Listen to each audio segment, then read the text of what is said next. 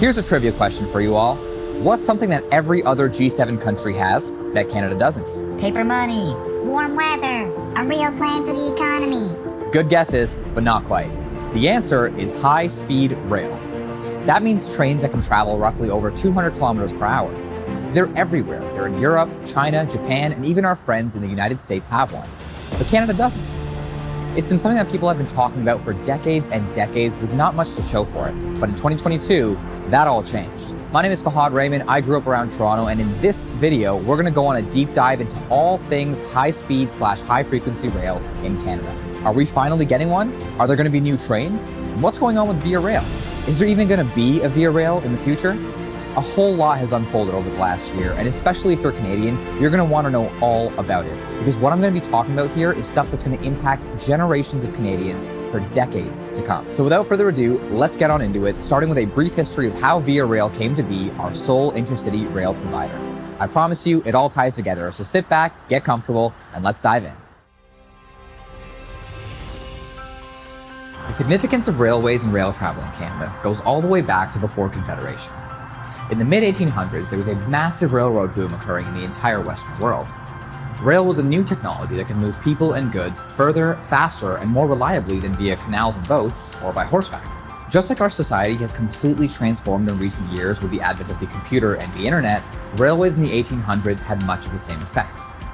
The next several decades saw thousands of kilometers of railway tracks built all over the world, but especially here in North America. In 1852, the Grand Trunk Railway Company of Canada was incorporated to build a railway line between Montreal and Toronto. Over the next few years, they built out this railway while purchasing and expanding to extend the route over much of present-day Ontario, Quebec, the Maritimes, and even venturing into the States in locations like Maine and Michigan. At one point, our very own Grand Trunk Railway was the longest railway in the entire world. I mean, talk about something to be proud of. This railway, the economic expansion that ensued, and the benefits it provided British North America ended up playing a key role in Confederation, the very act that created the great nation of Canada in 1867. After a few decades of history and drama that we won't get into today, the Grand Trunk Railway Company and many other smaller railways were eventually nationalized into a crown corporation in the 1920s that many of us will still know and recognize today. That company is the Canadian National Railway Company, or CN. For a while, CN and CP, which is Canadian Pacific, ran virtually all of the freight and passenger rail operations in Canada. But after World War II, with the rise of air travel and personal automobiles, passenger train ridership began falling quickly to less than 10% of what it was at the pre-war peak. This decline in usage led CP and CN to want to stop offering passenger rail altogether. But the federal government, for obvious reasons, didn't want that to happen. It was that moment in the late 1970s when Via Rail was born. Initially a spin-off from CN, it became its own crown corporation in 1977 and assumed all passenger rail operations from both CN and CP. The newly created Via Rail inherited a patchwork of old, dated locomotives and passenger cars, many of which we actually still see in use today on Via trains. I mean, it's kind of crazy, the stuff is pretty old. Over the next few decades, being a crown corporation, Via Rail saw ups and downs associated with new governments coming in and out. Funding was cut, and then reinstated, and then cut again, classic government stuff. But this entire story of passenger rail in Canada now brings us to today.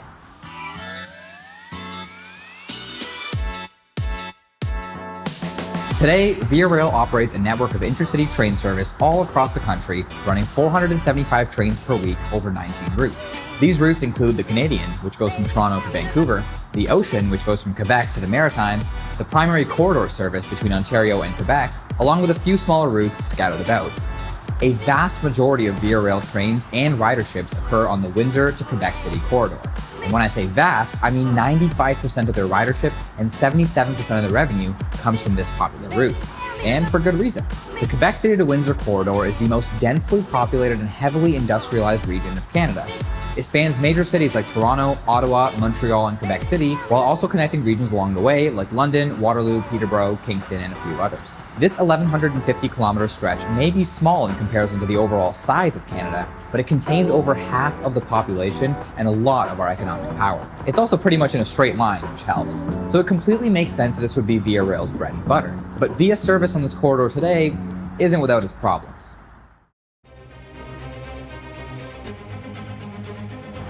Now, I personally like taking trains. They're comfortable, they're convenient, and they can be more environmentally friendly than flying. These are all great things. But the specific setup of Via Rail today comes with a whole host of problems, which ultimately stem from Via Rail sharing tracks with freight trains. Right now, Via Rail operates on tracks that are 97% owned by other companies, mostly CN. With CN being a freight company, they currently give priority on their lines to freight trains over passenger trains. This is in contrast to the United States, which has legislation declaring passenger trains as a priority. Here in Canada, a Via train can have an established schedule and an established route, but if there are freight trains that need to go by, they will always get priority. And freight trains are running virtually all the time. The result? A third of Via trains are delayed, their schedule is far from guaranteed, which makes them crappy for business travel, and the number of departures is severely limited. Furthermore, there are speed limits in place on the CN tracks which prevent Via trains from going their full speed.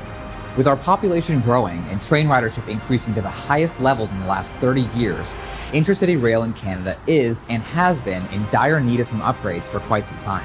To make matters worse, like I said in the intro, Canada is currently the only G7 nation that doesn't have any sort of high-speed rail. Not only do we not have high-speed rail, we don't even have reliable rail, period. I mean, I like my polymer money and my universal health care, but when all your competitors are doing something, moving people around quickly and efficiently, and you're not, chances are that's most likely a problem. Fortunately, Via Rail doesn't shy away from admitting their faults, so in 2015 they came out with a proposed solution.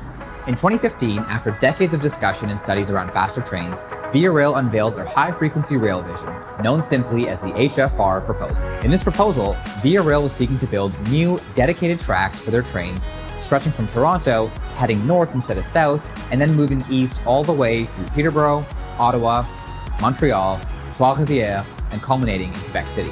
These tracks will be built on existing rail beds that are currently either underutilized or outright abandoned, a move that would save billions of dollars and speed up the timeline dramatically. In some places like Tweed, Ontario, these XCP tracks are completely abandoned and are used as a trail for hikers and snowmobilers. So this was actually a good idea.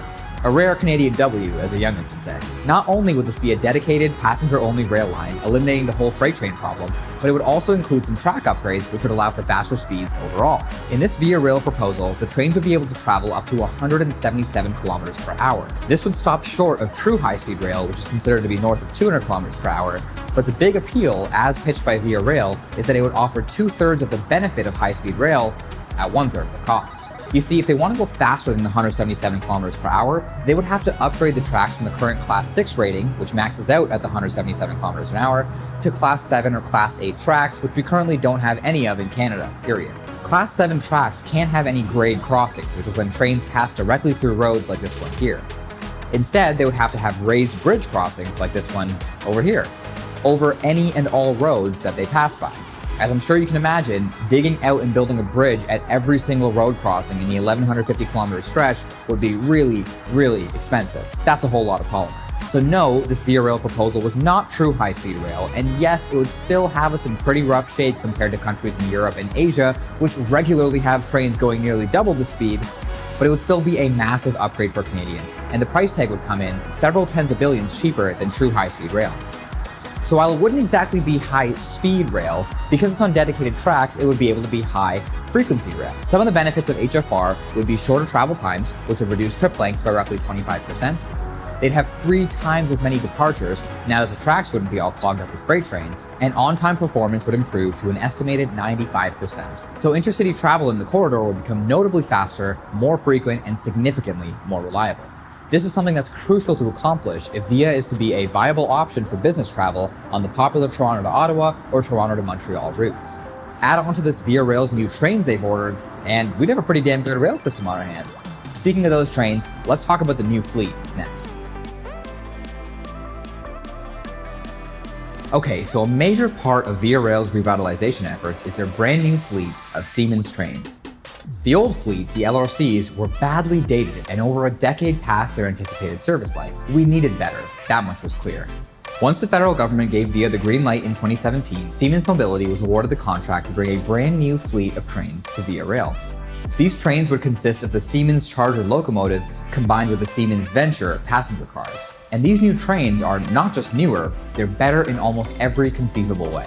We are talking nice, new, modern, and comfortable. Ergonomic seats with built-in charging, wider aisles, automatic interior doors, more flexible luggage space, and reliable high-speed internet all throughout the train. They're also environmentally friendly. with emission standards that reduce particulate matter and NO emissions by 85 to 95%. They can also be dual mode, running on diesel, as well as having the potential to be electrified if the infrastructure is there. They're more efficient, they have regenerative braking, and even the maintenance centers will be LEED certified. These are all great things for next generation travel in Canada. And finally, what's so great about these new trains, on top of everything else, is that they are 100% accessible. This means wider aisles that wheelchairs can get in and out of, 6 wheelchair lifts per train set, fully accessible washrooms with enough space to maneuver a wheelchair, wider door openings, screens for visual as well as audio announcements, space for service dogs, and more. All in all, they will be a huge upgrade from what we're used to right now. And they have a max speed of 200 kilometers per hour, which is over and above what they're allowed to travel on our current tracks. These new trains have already started delivery and are currently in the testing phase with Via Rail. They should be rolled out over the next year or so on the existing tracks, which would be a great upgrade, but imagine these new trains on dedicated, higher speed tracks with way more departures per day. Putting it all together, now we're talking about something really special, and I couldn't be more excited to see this all come together and revolutionize intercity travel across Ontario and Quebec. While these trains were a long-time initiative from Via Rail, the most recent news on this file tells us that, unfortunately, it looks like Via's not going to be the one to see this all through to fruition. In fact, Via Rail as an entity may not even exist in a few years.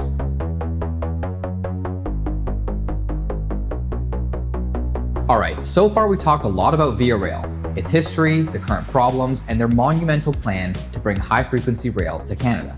But of course, Via Rail is a crown corporation whose only shareholder is Transport Canada.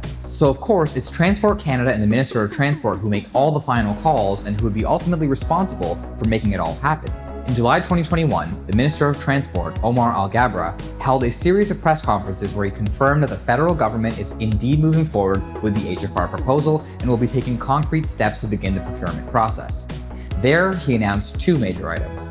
First, that the top speed of the HFR would be raised to 200 kilometers per hour, and second, that at least 90% of the route would be electrified. The reason they wouldn't be able to hit 100% electrification is because of sections of the track in major urban centers that would still be shared with freight trains that run on diesel.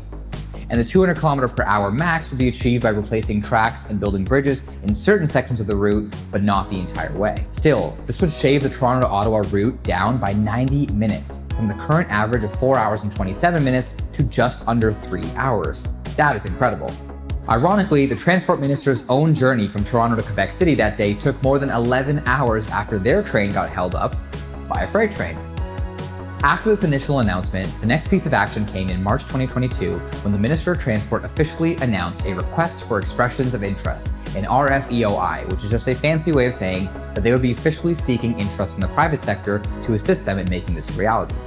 But they didn't just ask for the private sector's help in building out Via's plans.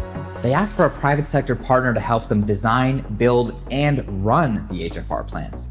As in, they're cutting Via out entirely. After years of championing this project, Via Rail CEO Cynthia Garneau was left out of this announcement. She wasn't even present, and she resigned as CEO just 2 months afterwards once it became clear that Transport Canada was taking the helm completely. Then, in October 2022, the Minister of Transport announced that the request for expressions of interest process went incredibly well, garnering 54 interested parties made up of both domestic and international firms. It was also then that they announced that a new subsidiary of Via Rail would be created to head the HFR project, but that this company would operate independently of Via Rail and would report directly to Transport Canada. It's kind of a funny arrangement. In any case, this new subsidiary is designed to co-develop and optimize the HFR project in collaboration with a private partner, who will eventually be the one to run not only the new high-frequency rail, but will also take over existing corridor operations from Via Rail. So in other words, the route that accounts for 95% of Via's ridership and is their only profitable route will also be run by this eventual private operator, as well as the new high-frequency rail. They say that Via Rail will still exist, but without this core business line, it will be, at best, a mere fragment of its former self, and at worst, will be dissolved entirely. Many rail enthusiasts see this as being the inevitable outcome because there just won't be much left, and everything else Via does loses them money. If that does happen, there will be some irony in the fact that Pierre Trudeau's government was the one to bring Via Rail into existence, and Justin Trudeau's government will be the one to take it out. There's something really sad about seeing our national passenger rail provider be destined for such a fate. I mean, I was a big fan of Via Rail and would have loved to see the existing company be expanded to include HFR. But there are some benefits to the new public-private arrangement which are making me come around. Firstly, these private sector companies are ones that have lots of experience running high-speed rail lines all over the world. There's a lot of expertise that can go into not only the design of the system, but also the operation. We're practically guaranteed to get a better rail system out of it, and it will undoubtedly be built a lot quicker than if it was simply the government running the show and cracking the whip. Furthermore, having a private partner on board from the start means the project is more likely to see its way through successive government changes, as there will be concrete agreements in place and work already completed. It's harder for the government to back out of that kind of an agreement than it is for them to simply change their mind, which, if you remember back to the history segment I mentioned, has happened a lot in the past. But critics, including the Via Rail Workers Union Unifor, criticize the move as being a loss of our only national rail provider. They argue that if we go with a public-private partnership, the eventual system may be subject to fare increases in the name of profit, and that proceeds will go to a private company rather than back into public infrastructure. Ultimately, it looks like the decision has already been made, so one can only hope and look forward to the benefits of such an arrangement, and I sincerely hope it results in a better transportation system for Canadians.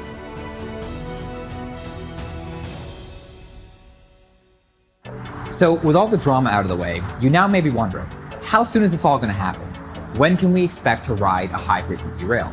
Here's a look at what the timeline is looking like over the next few years. Right around now, in early 2023, the government will issue a request for qualifications, which is one notch closer than the RFVOI put us last year. The RFQ period will start in spring 2023 and transition into the big one, the request for proposals, or RFP. The RFP process will end in early spring 2024, after which the private partner will be chosen and the next steps will take place. The government initially mentioned targets for operation in the early 2030s, but this may be a little ambitious given all the stuff that needs to take place. For the sake of comparison, if we look at the California High-Speed Rail project, they got government approval in 2012 and started issuing contracts in 2013. Today, they only have small sections of infrastructure built and won't be operational until at least 2030 themselves. That's 17 years from contracts to operations if they meet that target. Although the California project is bigger scale and more complicated, it shows us that the most likely outcome here is the project taking longer than expected and not becoming a reality until at least 2035, assuming all goes well. A lot can happen between now and then, so let's keep our eyes on this RFP process in the meantime to learn more. In terms of costs, the latest estimate for the total cost of this project is 12 billion Canadian dollars. This is up from previous estimates around 4 to 6 billion, but comes as the Transport Minister announced electrification and speed increases. He was also quoted recently as saying he's going to ask the bidding companies to show a plan for 300 km/h speeds as well as the slated 200 km/h speeds, which would be totally awesome if it happened, but it would also come with a much higher price tag, easily approaching 40 to 50 billion, if not more. The base case scenario right now, though, remains to be $12 billion. The last thing we haven't quite discussed yet is the exact route the HFR will take. Effectively, this new line would leave Toronto's Union Station, the busiest train station in the country, and head down these go-owned tracks leaving the city. Then, around Bayview and Eglinton, it would get on the CP tracks and head northeast. It would pass through North Pickering, continuing east to Peterborough. From Peterborough, after it reaches Havelock, it looks like this is where they would have to be building new segments of tracks to take it all the way to Smiths Falls. Then up the existing Via tracks to Ottawa, one of the only segments Via actually owns, then down to Montreal, around Mount Royal, more on that in a second, and then it would proceed on the north shore of the St. Lawrence, down to Trois-Rivières and Quebec City. This contrasts the existing Via corridor line, which runs on the south shore, and this new route alone would shave off a lot of time from the Montreal to Quebec City journey. The government does expect it to stop at Jean-Lesage Airport before culminating at the Gare du Palais, the main train station in Quebec City. They did mention that the exact route, including stops, is yet to be determined as they consult with the private partner as well as other consultancies and stakeholders. Okay, now being a Pickering, Ontario native and a lot of my subscribers being the same, I had to take a moment to talk about Pickering's bid for an HFR stop. Even if you're not familiar with Pickering, there's a lot of reasons why you still may want to pay attention. The new HFR line will run directly through North Pickering, the city bordering Toronto on the east, which contains the federal airport lands that were expropriated in the 70s to build a second international airport for the Toronto area. The entire city of Pickering is under rapid development, and the city still supports the construction of an airport in the north. The idea is that, with Toronto immediately to the east, a shared border with York region, and with thousands of acres of greenfield development space available, North Pickering could be an exceptional spot for a high-frequency rail stop, even more so if the airport is eventually built out. Fiaz Jadoun, Director of Economic Development and Strategic Projects at the City of Pickering, told us that an HFR stop in Pickering would be a game changer for the city of Pickering. It would help develop the entire corridor and bring jobs and investment to the city. The position of the city is that they would do anything they can to become a successful location for an HFR stop. In the 2022 budget, Pickering City Council voted unanimously to support this initiative with further funding for research and business case analysis. When this research was completed, it was presented to the Joint Project Office, who were very impressed by the findings for the city of Pickering. Even without an airport, I think Pickering would make a great location stop. But if the airport does end up materializing, it would be a no-brainer to link it to the rest of Ontario and Quebec through this high-frequency rail project. The other notable area worth mentioning is Montreal, and the problems they're anticipating surrounding Mount Royal. While they previously thought that the new rail line would be able to go through the mountain via the Mount Royal tunnel, that option has been rendered no longer feasible due to the REM light rail utilizing the tunnel instead. In response to this, the Transport Minister said the plan is for the train to still come to Central Station, but it won't go through the tunnel. This means they will have to do some serious engineering to figure out a way to make it all work. There isn't an obvious solution, but they'll be working with consultants and the private partner to figure out a way to make it all happen. Where there's a will and there's funding, there's always a way. So I'm excited to see how they'll solve this problem and make it all a reality. And that brings us to our conclusion. The Via High Frequency Rail project is something that's been in the works for years, if not decades, and it solves some very real problems that Via service has today. The latest updates to the project tell us that 1, things are moving forward in a very concrete way, and 2, that unfortunately it won't be Via Rail who runs and operates the new trains and new line. And so the future of passenger rail in Canada will be under a new, yet to be determined banner. Regardless of ownership and branding though, this high-frequency/high-speed rail project will dramatically reduce travel time between Canada's most traveled routes, improve on-time performance, allow for many more trips per day, and will play a vital role in our fight against climate change by providing a viable, reliable, and low-emissions way to move people across the country with the added benefit of having trains that are fully accessible and inclusive.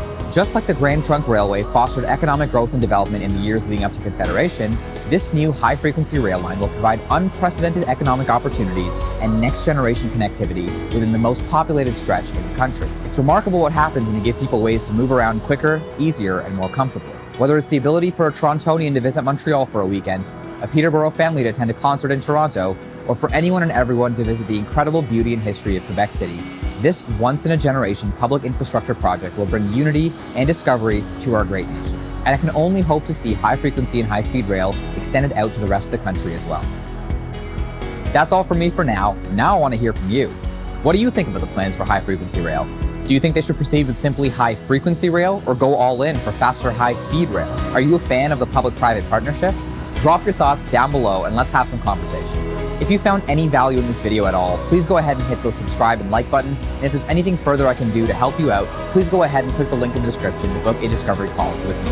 Thank you so much for watching. This is Fahad Raymond, signing off.